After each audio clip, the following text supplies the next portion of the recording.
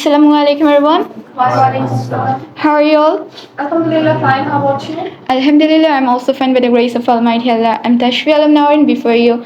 At the beginning of my today's speech, I would like to thank my honorable moderator to give me this golden opportunity. Secondly, I would like to thank to all of my group club members who are present here. So today I'm here to fix a great debating topic, which is it better to study alone or in a group?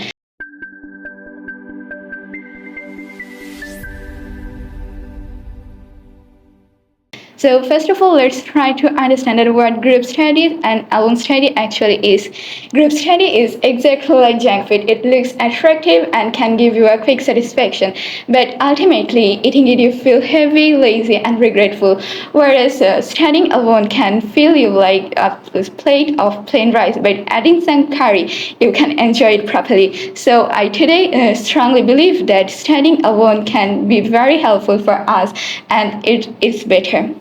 So today my first point is about focus and productivity. When I study alone, all my focus is on my book. I know what I have learned and I know what my goal actually is. But in a group study, someone turns into a singer and someone becomes a philosopher, whereas many people take the crucial role of a professional sleeper.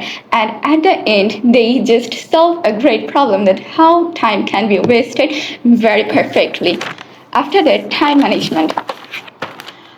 Studying alone teaches us productivity and consistency, whereas group study makes us lazy, but studying alone is all about time management. We can easily complete 2 chapters in 2 hours and it's really easy. But when we are studying in groups, many people think about many things. Someone thinks that how can we start, and many people think, oh, it's not a proper study time, let's bring some snacks for us. But I really have to admit that group study helps us to share knowledge, but those things can easily be done at the time of studying alone by taking any help of any online platform. So it's really helpful for us to manage our time properly when we are studying alone, not in a group. After that, responsibility and independence. Studying alone builds confidence. We can easily fix our goal, that what we are going to study in the next day, and it's really helps us to complete our day-to-day work.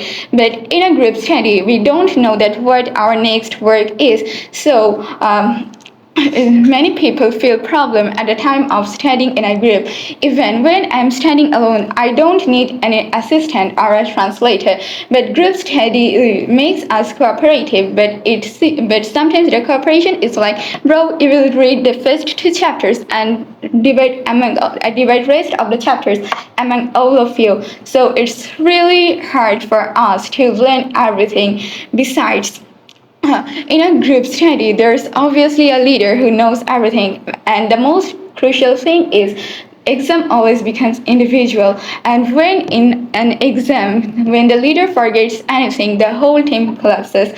And so at the end, sometimes the members who study in a group feel problem to write properly in the exams hall. But that's true that group study helps us to be prepared for our real life and for the next stage. But when we are studying alone, we take all the decisions by our own. So we take our ability of making decisions, and it's really helpful for us as well. So today, I strongly believe that alone study makes us successful in life, and it helps us to be very cooperative and to be more consistent in our study. So that's all about my today's topic. Thank you everyone for having your patience. Assalamu alaikum.